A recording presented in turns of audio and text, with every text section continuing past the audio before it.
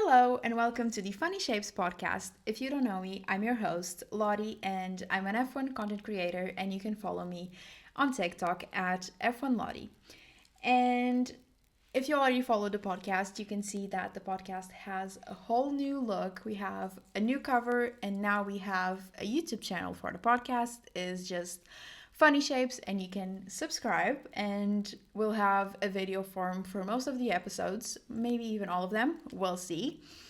And yeah, I am really happy with the new look of it, and I want to be proud of the podcast this year, and I want to make something big, and I want to really enjoy it. So yeah, let's see what 2024 brings to the podcast.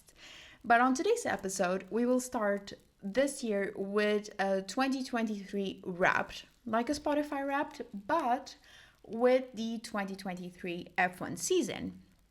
But I'm only going to talk about first the Max dominance, because we cannot talk about the 2023 season without talking about the Max dominance. Then I'm going to talk about the Ferrari season, because oh man, was it a season, and not in a good sense.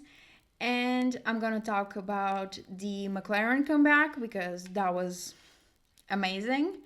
And maybe a little bit about Mercedes, even though there's not much to talk about. So yeah, let's get into today's episode. And of course, we're gonna start with the Max dominance. And 2023 was Max's year, and no one can say that it wasn't. He won 19 races out of the 2022 races that we had, and it was astronomical. The RB19 was a spaceship, and that car did not fail once. Attention, for Max, because for Checo it did fail a few times. But for Max, that car did not fail a single time. He didn't DNF a single time. Like, how is that even possible? How? Like, I do not understand. And he made history this year, and we can all admit that. And as a motorsport fan, I can admit that. And I can say that, yes, he made history, and it was an astronomical season. Now, as a Ferrari, Mercedes, and McLaren girl, it was not fun. It was not fun at all, because I had to listen to the Dutch anthem 19 times, actually 20 times, including the anthem in the beginning of the race at the Dutch Grand Prix. 19, 20 times we had to hear that anthem. By the end of it, I knew the anthem. Actually, I still know it. That anthem haunts me every single day. I feel like sometimes I'm just like doing absolutely nothing, staring at a wall, and the anthem is playing in my head. Just how much we heard it. And it was so annoying, so annoying. And my poor mom had to listen to me complain every single weekend that Max won. I think by the end of it, she was like, I am gonna send this kid out of a window, because I just turned off the race, podium, celebrations, woohoo, ended. I turned it off, and I grabbed my phone, and I was like, Mom, guess who won? And she was like, Max. And I was like, yeah. And she was like, oh my God. Even my mom does not watch F1. She knows a few things, because I had to educate her, of course, but she doesn't know much. Even like, she did not watch a single race, but she was pissed every time I called her saying that Max had won. That's how much he won, and that's how much I annoyed her. And also, we have a friend that's Dutch. And of course, he's Dutch, so he's a Max fan. Not all of Dutch people are Max fans, but majority of them are, I believe. And every single time, he made sure to piss me off. And he would just call me like, so, did you like last weekend's race? Or did you like yesterday's race? And I was like, no, I did not. I hated it because I had to see that motherfucker win again. And I cannot do it again. I cannot do it again for the 2024 season because, first, I think it was after the last race, I was on the phone with him and I was like, I am swearing to you that Max won't win a single race in 2024. How am I going to make that real? I have no idea. Will I have to fly to the Red Bull headquarters to do something? I don't know. Will I have to spell a cast on him and be like, Max Verstappen won't win a single race in 2024? But I guess I'll have to make it through because I promised him that Max wouldn't win a single race in 2024 and that Charles would be world champion. And I'll have to make that happen. I don't know how, but if you have any ideas, please do DM me and let me know what we can do to stop Max from winning a single race in the 2024 season. But the only thing I'm hoping for the 2024 season is that the RB20 is a complete shit. I want it to be the worst car to ever exist in this sports history because he already had the best car to ever exist in the sport. So it would be fun have the best one and the worst one, even though I don't think that will happen. But we can wish, right? And I will be wishing for it. But yeah, his season was so amazing. But then if you're going to look at Checo's season, you're like, they had the same car, right? And Checo messed up quality so many times this year that it was insane. And I was so convinced that they were going to drop him just to give the place to Danny Rick. Because let's be honest, Christian Horner has two golden childs. And those two are Max and Danny Rick. He loves them. And I wouldn't say the same about Checo because we've seen a few of the comments that he's made about Checo. So I don't judge him by that because I do not like Checo either.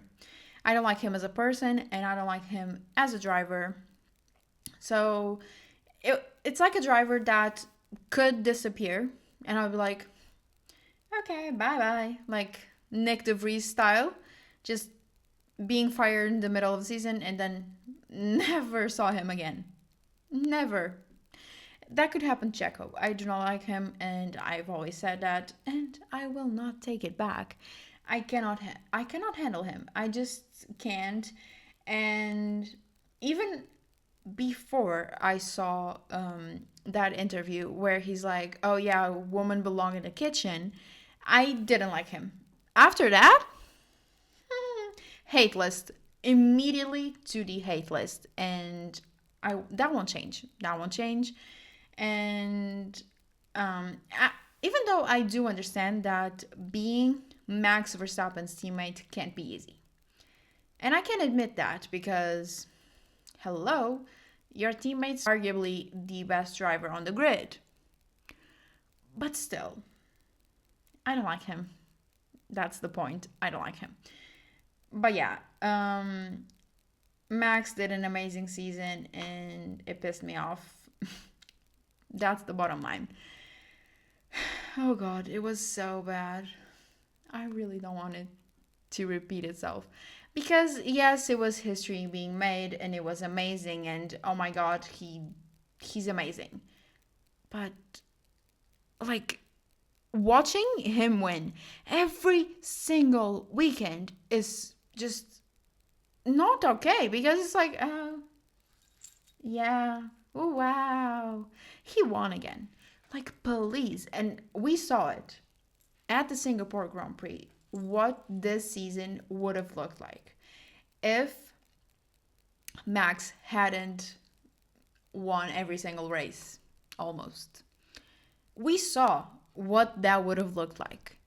Because other than Max and Checo, all of the teams were pretty close to each other in terms of race pace.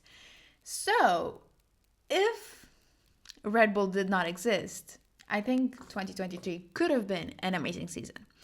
But yeah, let's move on to I titled this, The Ferrari Tragedy. Because it was.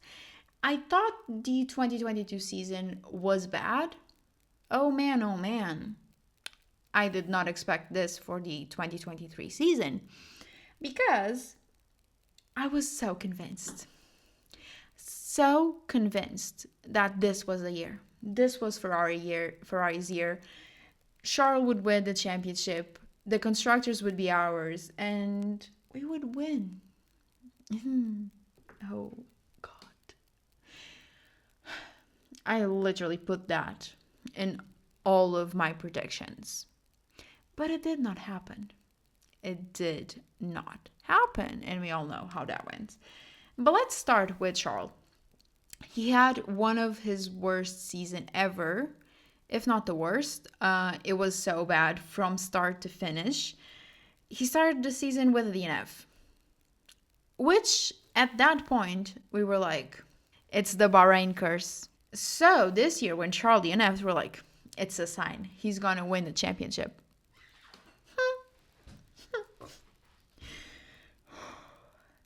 Max broke every single curse that had to be broken. He broke the Bahrain curse. He broke the Monza curse.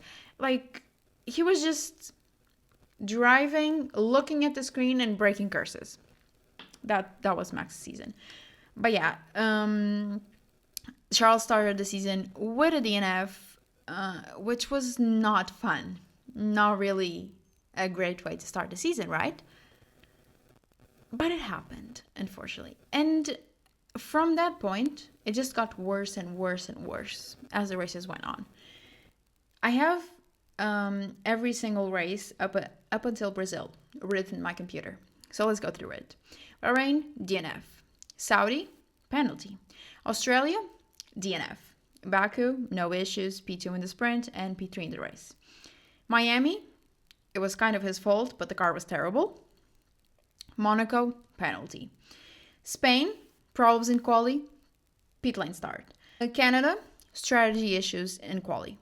Austria, penalty in the sprint shootout, P2 in the race, with no issues. Silverstone, electric issue in FP2, and strategy issues in the race. Hungary, 9-second pit stop. And they forgot to connect his water. So he spent the whole 2 hours of the race without water. Spa, no issues, P3 in the race. Netherlands, DNF. Monza, kind of no issues, P4 in the race, but he was very happy.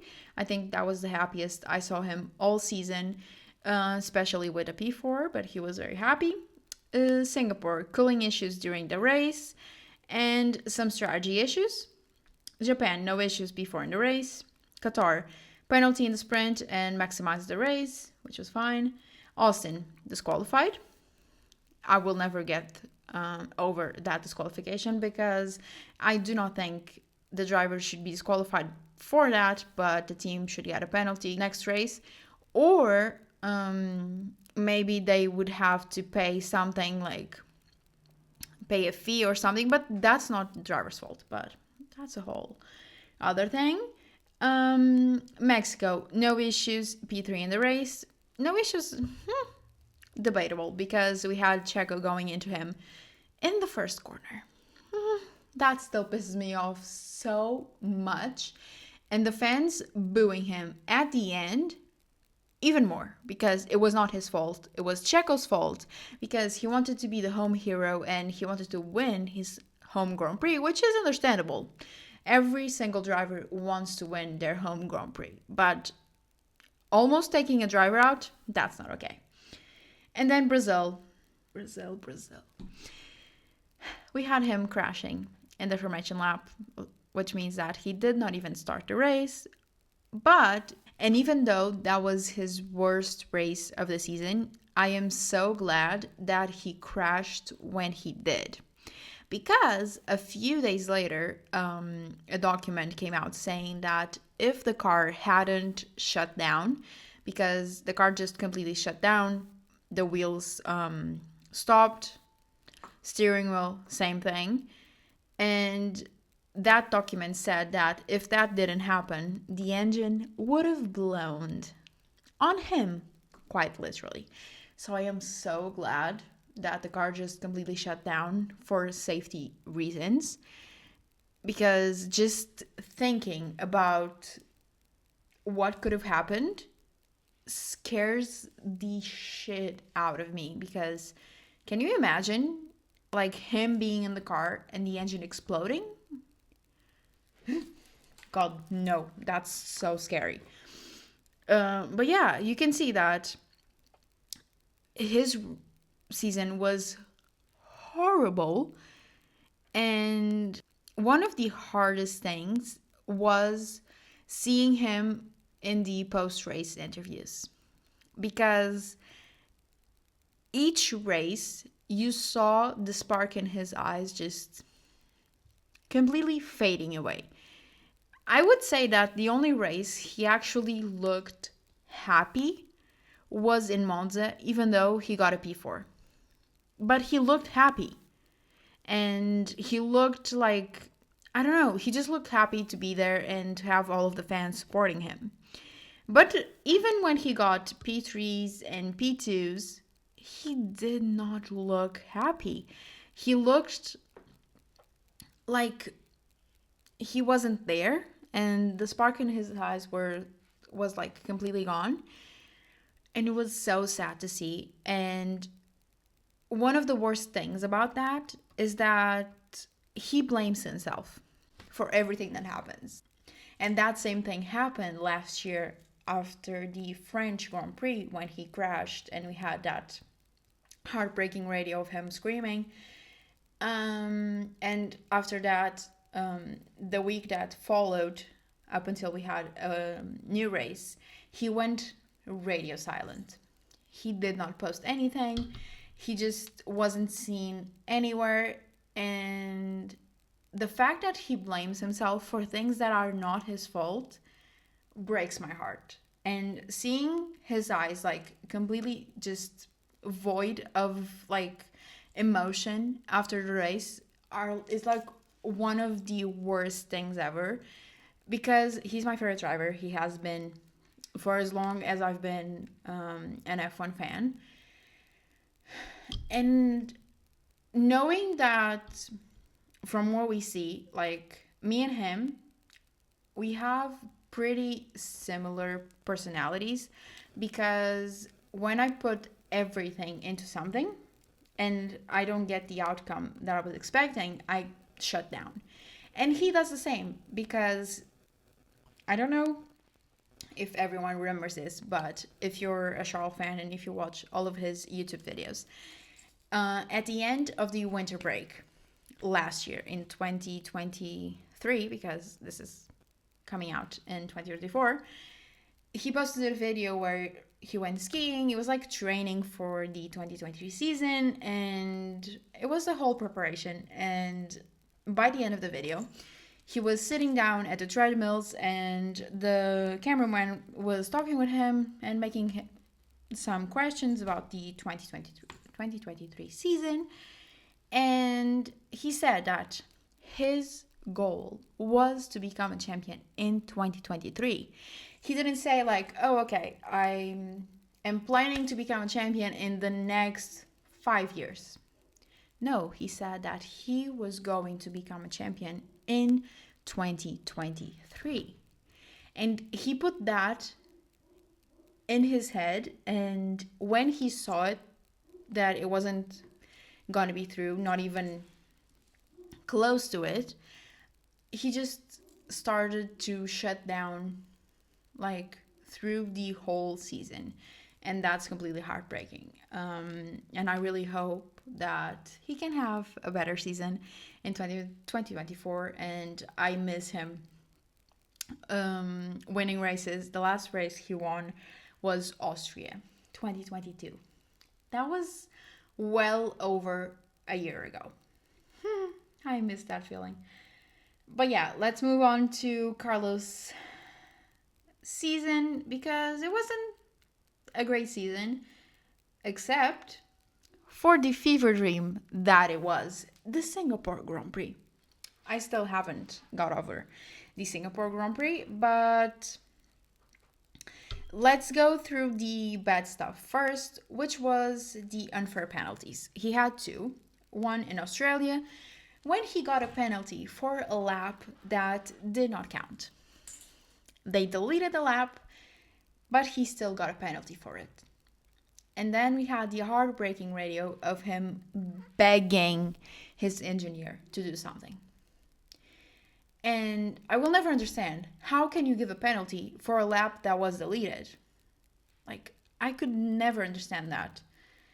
And then we had Vegas, which was, I think, even worse than getting a penalty for a lap that was deleted, which was getting a penalty for something that was neither your fault or your team's fault, which was the drain cap exploding on his car, all because Vegas was a shit show and the organization of that Grand Prix was a shit show. And then he got a penalty for the race, and Ferrari had to pay for everything. Like, why? That was not his fault. That was not Ferrari's fault. That was the FIA's fault. They should have paid for it, but they didn't, and they blamed him, which will never make sense in my head. That race, the race in itself, like the Sunday race, was not bad. Let's be honest, we had some good action. But the preparation for it, horrible. Horrible. Like, they need to make that 1,000 times better for the 2024 Vegas Grand Prix. But yeah, let's talk about Singapore because, as I said, Singapore was a fever dream. And sometimes I'm like, was that real? Was it? Because sometimes it doesn't feel real.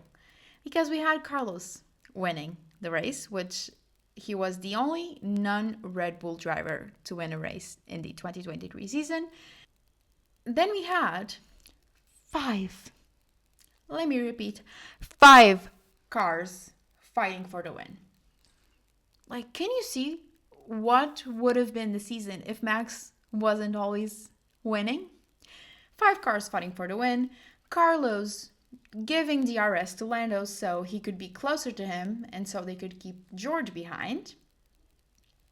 George crashing in the last lap, which was... I should not be laughing, but please. I never hated on George. Never. But this year, I started to a little bit because he sometimes acts like he's the last cracker in the box.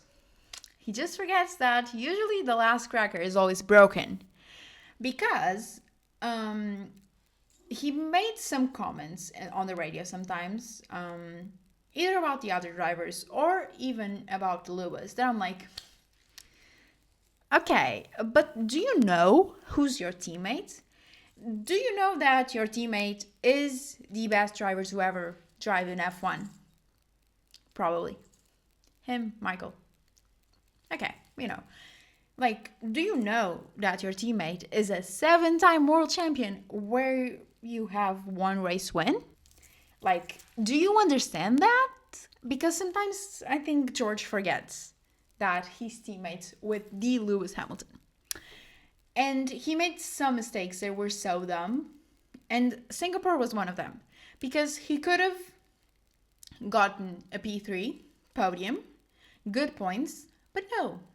He decided to try to win and try to get to P1 so hard that he ended up crashing and having a DNF. He didn't finish the race. He did not only finish the race, he didn't get any points, and he cost the team some good money, I would say. So yeah, I think George needs to understand a few things for the 2024 season. Next up, let's talk about the McLaren comeback, which was probably one of the best things to happen this season. Because McLaren, in the first few races of the season, I was like, oh, it's gonna be a shit show again. It's gonna be bad. But they surprised. And I'm gonna be honest, I didn't give anything for Oscar in the beginning of the season because I was like, I'm gonna hate on him because he took Danny Rick's place, even though it was not his fault. He was just called up. He was like, hey, do you want an F1 seat? He was like, well, of course, I've been waiting for this my whole life. But I was like, you're in Danny Rick's seat, so I'm gonna hate on you. But then he started to drive like really well, and I was like, oh, so you're a really good driver. But in Australia, I do have a TikTok in my page where I was like, this is the kangaroo's revenge for Danny Rick when he DNF'd in Australia. So I'm sorry, Oscar, but I did not like you back then. But now, love him. Love him. McLaren boys, love them both. I've always loved Lando. Now I love Oscar too, which just makes the whole team perfect. But yeah, I was not expecting for the McLaren comeback. And I was not expecting that Lando would lead his home Grand Prix. And that was insane. That's like such a core memory. And I wasn't even there, but that's a core memory because I remember just sitting here in my computer and him passing Max in the first corner, and the crowd just went wild. Like complete bullocks over it. And it was so good. But unfortunately, it did not turn into a race win. And we ended the season without Lando winning a single race. Not even a sprint race. Which his teammate did. And his teammate was a rookie. Which is so sad. For Lando. For Oscar, it was amazing. But yeah, Lando, I think he had his best season ever, to be honest. He had multiple podium finishes. He did challenge for the win, both at his home Grand Prix and a few other ones. He did break Max's trophy in one of the signature podium celebrations, which was a very fun moment. I would say one of the best moments of the season. It created a lot of content, let's be honest. And it was very fun. It was really fun to see him just breaking the trophy and be like, oops. Well, he has a lot of them. So one more, one less. It's not going to make much of a difference, let's be honest. So yeah. And then Oscar got the award for Rookie of the Year, which is not a surprise to me, because he showed that he actually deserved the F1 seat, which did not happen with the other rookies, let's be honest. So, yeah, but he had a podium finish and he won a sprint race. And that sprint race is one of the most unfair things to ever happen in F1, or one of them, because we have a rookie winning a sprint race when he had 12 races in his whole F1 career? Don't know when Qatar was, which number was Qatar. But we have something that rarely happens. And what are we gonna do? Oh, Max, that has won most of the races up until then, clutches the championship on that sprint race, finishing P2. So let's give all the attention to him. Let's put his car below the podium and let's make all the fuss about Max. Like we couldn't do that on Sunday because we all knew that he was going to win on Sunday. Like, why wouldn't you give the attention to a rookie winning a race even though it's a sprint race? That doesn't make any sense to me. Like, not at all. And I will never get over it. I was so pissed. So pissed because why would you do that? That's a moment that will forever live with him because it's his first race win in F1, which is he has been fighting to get to since he was like a child. So I will never understand why they did that to him. But yeah, that really pissed me off. But overall, he had a very good season, and he did even challenge Lando a couple of times. But yeah, he did have an amazing season for a rookie. And I think he was the only one who did it because Logan didn't do it. I don't even know how Logan got a seat for 2024 because man either crashed or finished P19, P20, P18. Like, or just DNF'd because the car stopped working. And the Williams was not that bad. In the tracks that the Williams worked, Alex maximized the car. Now, Logan, not so much. I didn't become a huge fan of Logan, to be honest, and I don't know how he got a seat for next season. I might be saying this because I wanted Mick to come back. I really want Mick to come back to F1. I don't think he showed anything. That might change in 2024, and I might bite my tongue and come here in a year and be like, oh, I was wrong about him. But for now, he does not deserve that seat. And if the Logan girls come to attack me, I'm sorry, but he did not prove anything. So, yeah. Then we had Danny Rick coming back. Danny Rick coming back. That was one of the best things to ever happen. I was so happy. Kind of sad because Nick got fired. Not even at the summer break, before the summer break.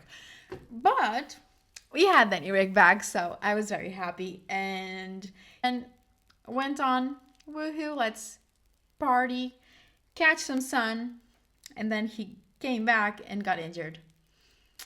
So yeah, that was not that fun, but he stayed out for a couple of weeks, and Liam Lawson came in to replace him and did an amazing job. Amazing, and I think Liam deserves a seat in F1 very, very soon because he proved that he has what it takes to be an F1 driver. And he did amazing. But then we had Eric back at the Austin Grand Prix, which was perfect timing because we all know Danny loves the whole Texas vibe. Cowboys, hee-ha. So yeah, that was very good. We had the coming back of the Danny Rick. And I was at some points when he outqualified Checo, I was like, we're gonna have Danny Rick in a Red Bull again. But no. At least not for now. But I kind of want Danny Rick to be Max's teammate again. I really do.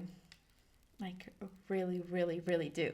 But yeah, that's all for today's episode, I believe. So yeah, this was the 2023 F1 season wrapped, and I hope you enjoyed it, and I'll see you for the next episode.